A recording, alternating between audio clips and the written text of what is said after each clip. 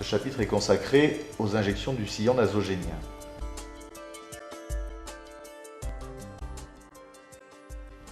Nous dessinons sur notre modèle l'aire de projection du produit qui sera injecté.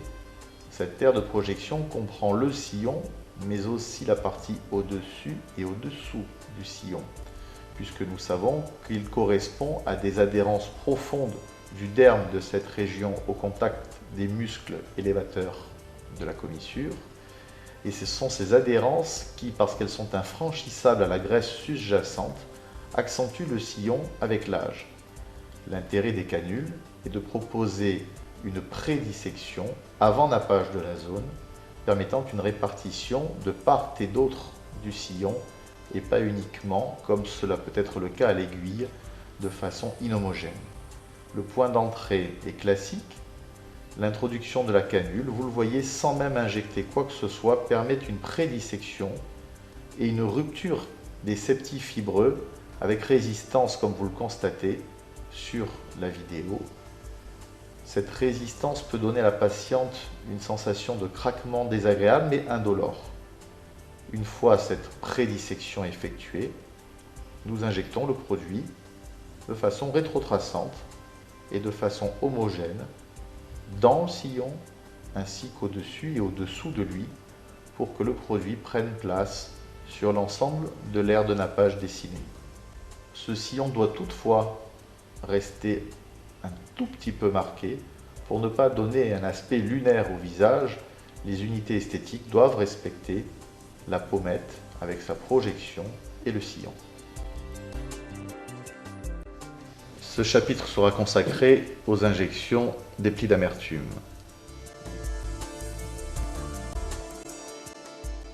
Sur notre schéma, nous dessinons l'aire d'injection correspondante à cette région du pli d'amertume et nous utiliserons le même point d'entrée que pour le sillon nasogénien. Désinfection locale systématique, et nous préférons utiliser ce point car il permettra une injection de haut en bas et les passages de la canule dans cette direction entraîneront une rétraction, une légère rétraction fibreuse qui servira de hamac, de soutien à la commissure labiale. Donc un double rôle, l'injection et la création de ces tracts fibreux. Vous le voyez, sur notre patiente, le même orifice d'entrée que pour le sillon nasogénien et une prédissection à la canule qui permet de rompre les septies au-dessous de la commissure labiale et le long du pli d'amertume.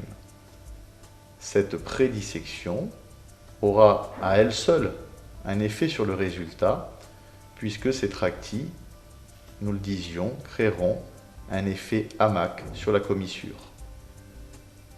L'introduction de la canule permet bien évidemment l'injection du produit dans le triangle sous-commissural. Le Glytone 3 est parfaitement adapté pour le traitement de cette région.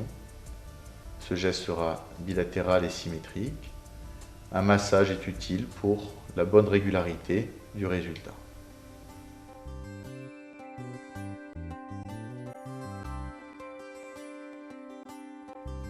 Nous constatons sur ces images le rehaussement de la région sous-commissurale entre le côté traité et non traité. Il est utile, même si nous utilisons le même point d'entrée que pour le sillon nasogénien, de recréer à l'aiguille un chenal qui aidera à l'introduction de la canule. Toujours cette prédissection de haut en bas, la création de notre hamac fibreux selon une théorie que l'on pourrait qualifier des vecteurs, puisque ces injections triangulaires, vous le voyez, permettent et l'introduction du produit et la création de ces adhérences fibreuses pour l'obtention de notre hamac.